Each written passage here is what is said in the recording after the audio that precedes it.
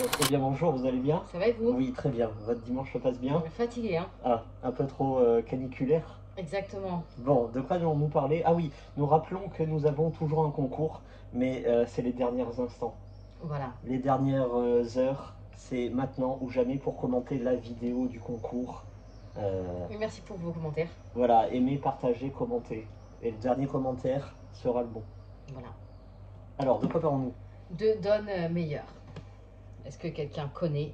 Avec... Avec l'année du lion, qui est donc un pavé. Très bien, c'est paru chez quelle maison d'édition, s'il te plaît? Alors, seuil. Très bien. Qui es-tu, Déon? Deon, pardon. Oui. C'est un auteur sud-africain. Hmm. Il est également réalisateur et scénariste, attention, seulement pour la télévision africaine. Hmm. Voilà. Il est né en 58 Oui. à Pearl. C'est où? Au Cap. Ouais, dans le sud de l'Afrique en tout cas. À partir de son deuxième roman, là, il a été traduit. Oui. Son premier, non. Donc il a un titre, je peux vous l'écrire parce que je ne saurais pas le prononcer. Avec donc jusqu'au dernier. Très bien. Il a reçu un prix policier. Mhm. Et son troisième roman, Les Soldats de l'Aube, lui a aussi été connu pour ça, car il a aussi reçu un prix Mystère, meilleur roman étranger. C'est son plus connu, hein, les soldats de l'Aube. C'est son plus connu? Ah bon, bah voilà, moi je le connais pas du tout, j'avoue, je vais pas mentir. Et celui-là, je l'ai commencé, mais je l'ai pas lu parce qu'il est trop long. Voilà, par contre, l'histoire, elle est très bonne, du moins de ce que tu m'en as dit. Oui. Peux-tu faire un pitch? Alors, cet auteur est connu pour faire du policier. Et là, il avait une idée en tête, faire du post-apo, de la dystopie. Alors, ça se passe, il a été publié en 2018. Oui. Il n'y a pas d'années qui sont précisées à l'intérieur de l'histoire, donc on va partir du postulat que c'est du 2018. Et c'est là où c'est très très intéressant. En vrai de vrai, 2016. Et donc c'est 2016, comme tu m'as si bien corrigé, et c'est encore meilleur, parce que ça devient une œuvre totalement visionnaire. De quoi ça parle? Eh bien nous sommes dans l'Afrique du Sud, où un père et son fils s'enfuient. Ils voyagent dans un gros 4x4 de village en village afin de trouver l'endroit pour recommencer une communauté, une civilisation. Et pourquoi? Parce qu'il s'est passé un virus qui est parti d'Afrique, justement. Alors, dans les faits, la première explication qu'on va avoir, en fait, ça va être une chauve-souris qui a une fièvre bizarre, Oui. qui va faire ses besoins en haut d'une branche. Ça va tomber sur un homme qui, lui, a une fièvre un peu bizarre aussi. Résultat, ça va être combiné, ça va faire la fièvre qu'on va appeler Coro-us. On n'a pas Voilà. le droit de le dire? Oui, non, YouTube n'aime pas ce mot-là. Oh, Hein. ça va. Et donc il y a le robot YouTube qui va Il faut arrêter de nous empêcher de parler là. Voilà, Hein. exactement. Et donc en 2016, voilà que Deon Mayer parle d'un Coro-us, voilà. Mot pour mot, vous avez bien compris. Oui, exactement, c'est tout à fait ça qui va décimer 80% de la planète entière. Avec des maladies et des maux qu'on a parfaitement connus en 2019, 2020, 2021. Voilà, c'est exactement ça. Et donc on va suivre cette épopée, ce père pacifique, philanthrope, qui va essayer de reconstituer la vie qu'il y avait avant. Et on va surtout suivre son fils qui, lui, a une nature totalement inverse, qui a 13 ans. Et dès 13 ans, va être amené à tuer des hommes. Voilà. Très bon pitch, merci beaucoup. De rien. Qu'en as-tu pensé? Parce qu'on va pas se mentir, c'est un gros livre. Est-ce qu'il y a assez de rythme? Est-ce qu'il y a assez de dialogue? Alors, c'est 650 pages. Il y a des parties ou pas? Il y a des parties, il y a 111 chapitres. Voilà. C'est très intéressant. C'est très bien écrit. C'est très bien construit. On dirait que c'est tout ce qui se passe là-dedans, on dirait que ça dépeint ce qui s'est passé les dernières années qu'on a vécu. Voilà. Exactement. Alors, je vais tout de suite attaquer par le gros bémol de ce livre-là, ce sont les personnages. Ok. Très caricaturaux, très manichéens. Il y a des très gentils et des très méchants. Et pourtant, on va suivre l'histoire sur 4 années, 4 ou 5 années à peu près. Et aucun d'eux n'évolue. Pourtant, il arrive des choses. Hein. Des fois, tu pourrais te remettre en question, tu pourrais t'affirmer ou mettre de l'eau dans ton vin. Là, non, les personnages sont constants, un peu bizarres.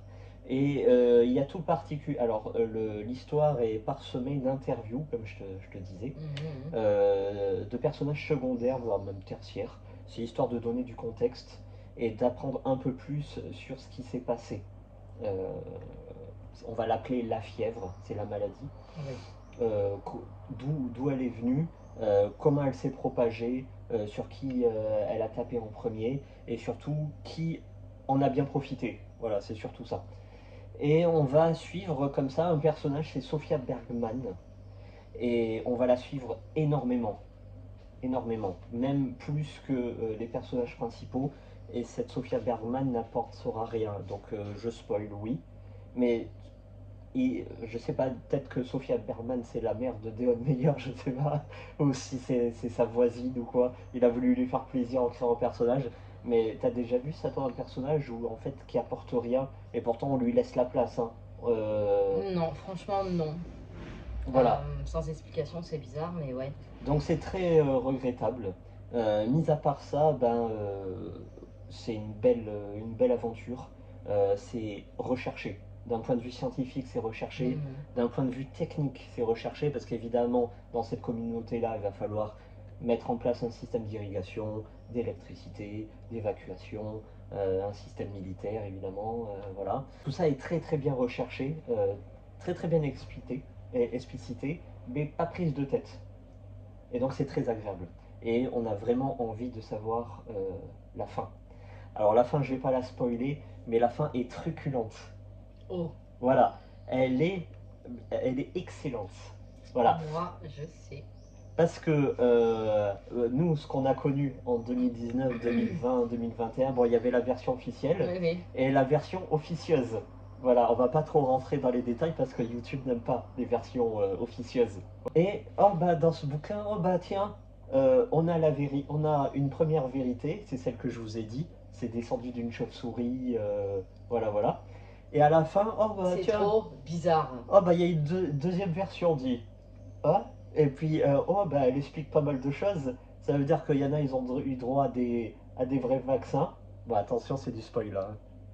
Si vous voulez lire ce livre, voilà, bouchez-vous les oreilles.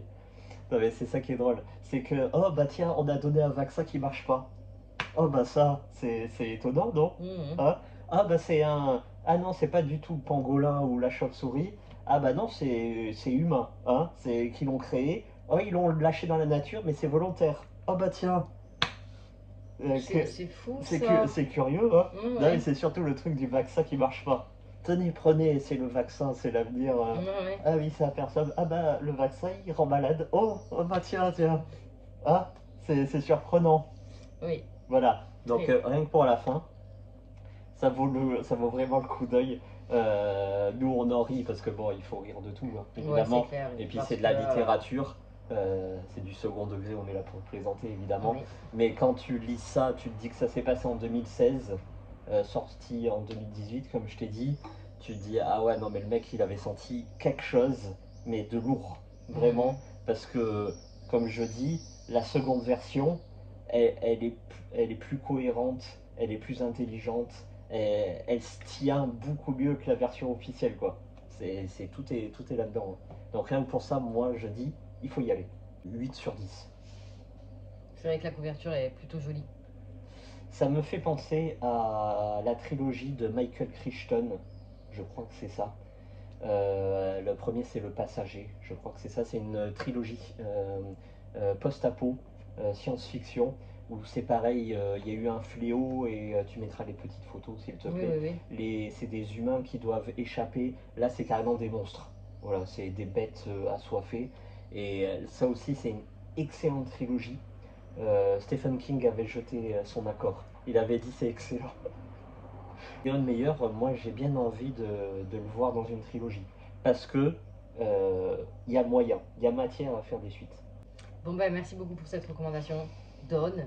Des on, si t'écris un peu moins lourd, peut-être que j'essaierai. Oui, parce que, ah oui, il y a un truc qu'on n'a pas dit, le poids du Ouais, truc. en fait.